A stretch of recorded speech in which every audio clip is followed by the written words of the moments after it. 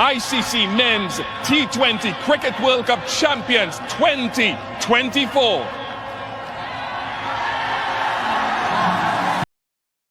Captain Rohit Sharma टी20 world cup जीतने के बाद ये डिसाइड करते हैं कि टीम अब यंगस्टर्स को सौंप देनी चाहिए और बारबाडोस में ट्रॉफी उठाने के साथ ही रिटायरमेंट अनाउंस कर देते हैं। This was my last game as well and nothing better time to say goodbye to this format. I wanted to win the cup and say जुलाई 2024 सूर्य कुमार यादव को इंडियन टी20 टीम का परमानेंट कैप्टन अनाउंस कर दिया गया and till now from then India has played total 41 टी20आई matches and won 33 of them, जो कि बस इंडिया को वर्ल्ड बेस्ट टी20 टीम प्रूव नहीं करता, साथ ही ये भी बताता है कि India is dominating in an incredible way. India versus Australia November 2025 India ने 5 मैचेस की सीरीज में 2-1 से ऑस्ट्रेलिया को हराया। 2025 में ही इंडिया ने इंग्लैंड को टी20 सीरीज में हराया। जनवरी 2026 में इंडिया ने न्यूजीलैंड को भी हराकर एक सीरीज जीता। इन सभी विन्स में इंडिया का गजब का डोमिनेंस दिखा। ओपनिंग में जहां अभिषेक, संजू सैमसन और अब ईशान किशन का बल्ला आग उगलता है, वहीं गेंद से अर्शदीप, बुमराह और वरुण जैसे गेंदबाज अपोजिट टीम की कमर तोड़ देते हैं। करंटली हमारे पास वर्ल्ड का नंबर 1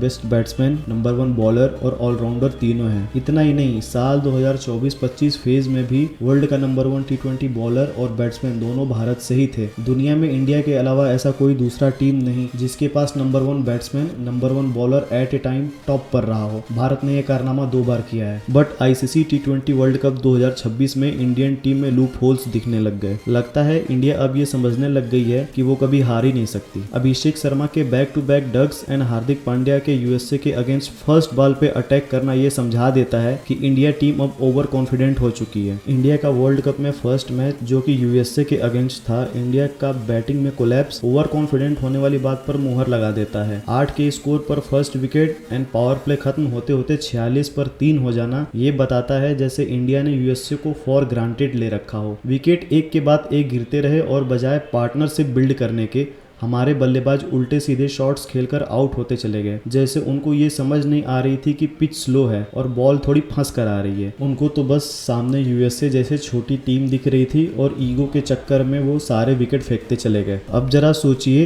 अगर सूर्य कुमार यादव के बल्ले से 84 रनों की नॉक नहीं आती तो रिजल्ट क्या होता। और नीदरलैंड के खिलाफ भी कुछ ऐसा ही माहौल था। अगर शिवम दुबे का बल्ला नहीं चलता तो इंडिया मैच हार भी सकती थी। पिछले कुछ मैचों को अगर ध्यान से नोटिस करो तो लगता है कि इंडियन टीम बिना किसी स्ट्रेटेजी के ग्राउंड पर उतर रही है। उनके लिए पिच और कंडीशंस मैटर नहीं करता, पिच चाहे स्लो हो या फिर स्पिन फ्रेंडली। इंडियन को तो बस किसी भी गेंद पर बल्ला फेंक देना होता है। जैसा लगता है कि उनके सर के ऊपर नंबर 1 होने का घमंड सवार है। यूएसए के अगेंस्ट पावर प्ले खत्म होते होते 8 से 1 से लेकर 46 पर 3 का स्कोर देखकर 2011 वाली रिकी पोंटिंग की ऑस्ट्रेलिया की याद आती है। पोंटिंग की ऑस्ट्रेलिया ने 2003 और 2007 की वर्ल्ड कप में अनबिलीवेबल परफॉर्मेंस देते हुए back to back trophies collect करती है, which was really amazing. Be it any country और सेना country, Australia dominance was next level. Australia 2011 world cup में भी उसी माइंडसेट के साथ इंडिया आती है, जहां दूसरी टीम्स एज पर इंडियन कंडीशंस अपने 3 लीडिंग स्पिनर्स के साथ बॉलिंग करती थी, वहीं ऑस्ट्रेलिया 2 लीडिंग स्पिनर्स और माइकल क्लार्क जैसे पार्ट टाइम स्पिनर के साथ खेल रही थी, जिससे साफ पता चलता था ऑस्ट्रेलिया कितनी ओवर कॉन्फिडेंट टीम है। यही रीजन है कि उसे क्वार्टर फाइनल में इंडिया के अगेंस्ट हार झेलना पड़ता है। किसी भी इंडियन को 19 नवंबर 2023 का वो मनहूस दिन जरूर याद होगा जब ऑस्ट्रेलिया ने भारत को हराकर वर्ल्ड कप का खिताब जीता था। 2011 वाली रिकी पोंटिंग की ऑस्ट्रेलिया हो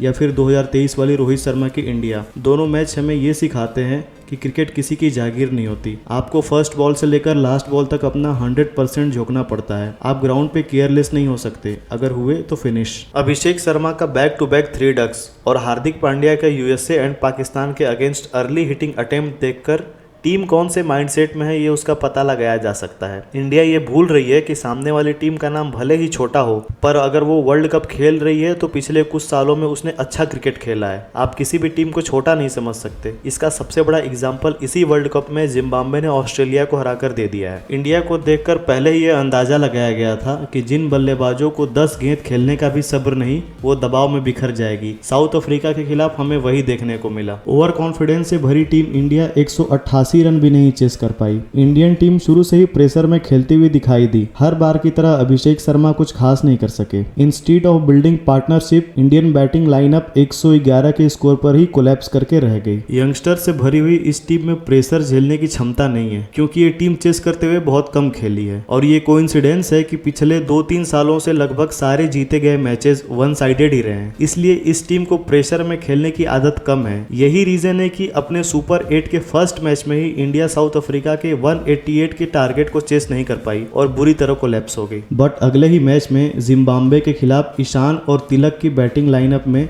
चेंजेस करके इंडिया ने ये बता दिया कि अब वो दूसरी टीम्स को हल्के में नहीं लेंगे और प्रॉपर गेम प्लान के साथ मैदान में आएंगे। माना कि हमारे पास वर्ल्ड का नंबर 1 बैट्समैन, बॉलर और ऑलराउंडर है। हमारी बैटिंग लाइनअप अभी वर्ल्ड की किसी भी टीम से बेहतर और डिस्ट्रक्टिव है, पर हम एक प्रॉपर प्लान के साथ ग्राउंड पर नहीं उतरे और ऐसे ही आड़े टेढ़े शॉट्स खेलकर आउट होते रहे, तो हमारा अंजाम भी वही होगा जो अभी ऑस्ट्रेलिया का हुआ। हम नहीं चाहते कि 19 नवंबर जैसा दिन हमें दोबारा देखना पड़े। उसके लिए हमारे प्लेयर्स को मैच के सिचुएशन के हिसाब से अपना 100% देना होगा। हर मैच को फाइनल की तरह खेलना होगा, तभी जाकर इंडिया ट्रॉफी डिफेंड कर पाएगी। उम्मीद है टीम इंडिया पिछली की हुई गलतियों से सीखेगी और उनमें सुधार करेगी। ऐसे ही क्रिकेट की स्टोरीज, कंट्रोवर्सीज को जानने सुनने के लिए सब्सक्राइब करें। धन्यवाद।